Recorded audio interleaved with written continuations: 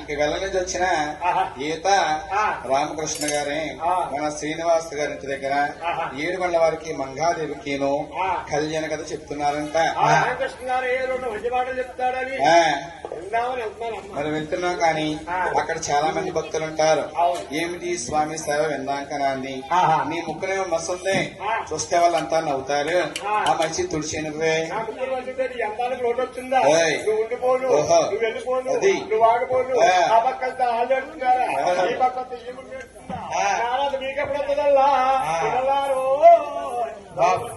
బాబు నీ రాత పగొడకూడదు రాకూడదు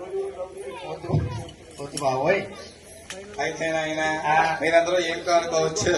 స్వామి పేరు నామమే పీచి అమ్మ. పీచి అనగా ఏముంది, ఏడుగొండల వారికి ఎందరెందరో మహానుభావులు స్వామి వారికి మొక్కుకొని అనుకున్న ప్రకారంగా స్వామికి అంతా చెల్లిస్తుంటారు. కొందరు ఎందుకు చెల్లించలేరు, వాళ్ళు ముడుపు కట్టి ఆ ముడిపే మనం స్వామికి చెల్లించకపోతే వడ్డీకి వడ్డీ దండ పొట్టి కడతారు. అందుకే స్వామిని ఏమన్నారా, మనం అందరూ ఏమంటున్నాం, ఏడుగొండలో వెంకటరమణ శ్రీనివాస మారువారిలంతా బాలాజీ అంటారు, లంబాడీలంతా స్వామి తాతయ్య అని మన నుంచి పిలుస్తుంటారు. అన్ని దేవుళ్ళని గుళ్ళ కట్టారు. కలియుగానికి ఏడుగొండల స్వామి దేవుడిని ఒప్పుకున్నారు. బాల వయసులో స్వామి చేస్తే అల్లరి ఏ విధంగా ఉంటుంది. వారి అబ్బాయిని కొడుతున్నారు, మీరు అమ్మాయిని కొడుతున్నారు. చేసుకోమంటావా ఒరే బాబాయ్ నాయన ఇలా రా బాబు, నేను 5కి వెళ్తాను, వారి అబ్బాయిని కొడతాను, ఈ వీధికి వస్తాను, వీళ్ళ అమ్మాయిని కొడతాను అంటే మంచి పని కాదు. నేను ఒక మాట పెడితే నిజం చెప్తావా, కాకి పిల్ల కాకే ముద్దు, ఓడి పిల్ల ఓడికే ముద్దు. నువ్వు వచ్చి వాళ్ళ అమ్మాయిని కొడితే ఆవిడ మనసు ఎంత బాధపడుతుంది. మనసు బాధపడుతూ పని చేయమనంటే వెనకాల ఇలా అడ్డపడి వెళ్ళిపోమానంటే అక్కడ రాళ్ళు పోలు పిచ్చాడు, ఆ పిచ్చి నుంచి గోదట్లో దూకేమని గోదట్లో పోతే వెనకాల ఎగిరిపోరని ఎల్ల కవరెట్టుపోతా డబ్బున్నవారు అబ్బాయి కట్టాగలరా డోర్ మీద ట్రైనింగ్ మూసేది మంచివాడమే. అయితే బాల వయసున్న ఏడుగొండల వారు రోజు రోజుకి అల్లరి పెరిగిపోతుందటండి. స్వామివారు అల్లరి చూసినా ఆ పట్టణంలో నలుగురు అనుకుంటున్నారు, ఏమైనా అయ్యో ఓలే చిన్నక్క, ఏమన్నా పెద్దక్క, అయ్యో పేరిందే వీకులకు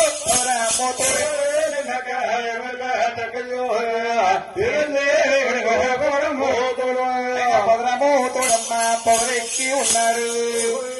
అయ్యో మంచి పెట్టాలేదు మాయత్తారు పొగరెక్కి ఉన్నాడు.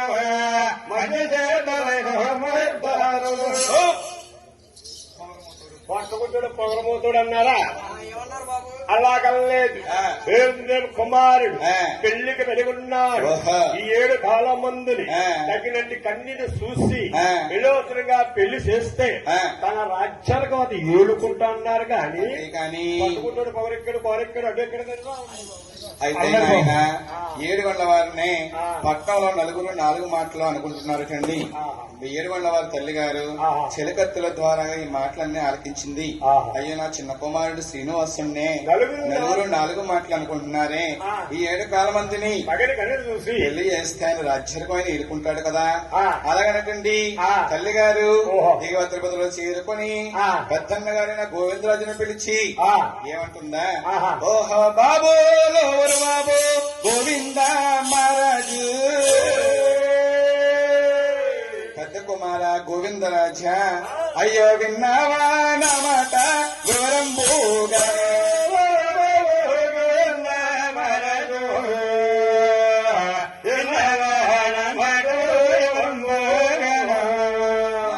గోవిందరాజా, నీ ఆరోగ్యాలు నాకు పెళ్ళిళ్ళు అయినాయి. అయ్యో ఎవరి రాజ్యాలు వారు ఏలుతా ఉన్నారు.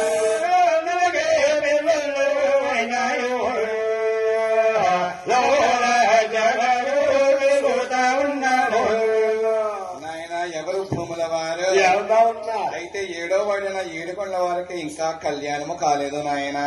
ఈ 7 కాలమందుని చూసి విలోదనంగా పెళ్లి చేయరా పెద్ద కుమార గోవిందరాజా అంది తల్లి చెప్పిన మాట నుండి. అయ్యో తల్లి చెప్పిన మాట తనయులా లాకించారు. వారు ముస్తాబోలవుతారా మీ అన్న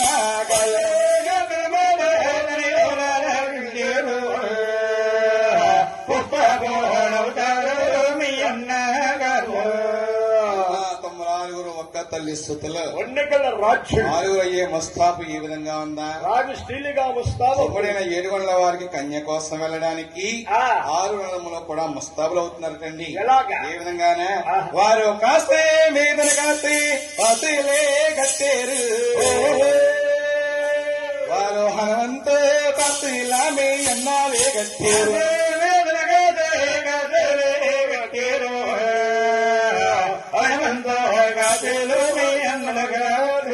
వారు పెట్టేరు నామాలు పేరుస్తాగుండాని అయ్యో చుట్టేరు తలబాగా సూర్యుడిని పోలికనే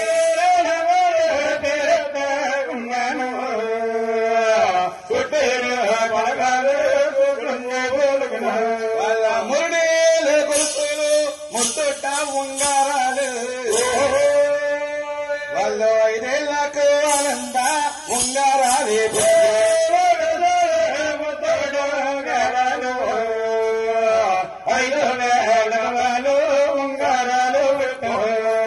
చూసారమ్మ అన్న తమ్ముల 6 కూడా ఇటువంటి ముస్తాపులయ్యి ఆ. తల్లి వద్దకు వచ్చి సెలవులు సెలవులు అడుగుతున్నారా లేక మీ దగ్గర మీరే వెళ్ళిపోయారా బాబు అలా మీ నరులు అయితే వెళ్ళిపోతారు ఏది ఎదురు లేకుండా మేము మీ నరులు అయితే ఆ, చేసుకున్న భార్య రావాలి ఎదురు ఎవరికి మాకు మీకు ఆ. చేసుకున్న భార్య అయితే బెల్లం ముక్క ఎవరికి మీకే ఓహో. కళ్ళ తల్లి అయితే అల్లం ముక్క అదెవరికి అది మీకే ఆహా. మా దేవతలు కాబట్టి ఆ. మేము ఎక్కడికి వెళ్ళొస్తాం ఆ. మా కళ్ళ తల్లి మాకు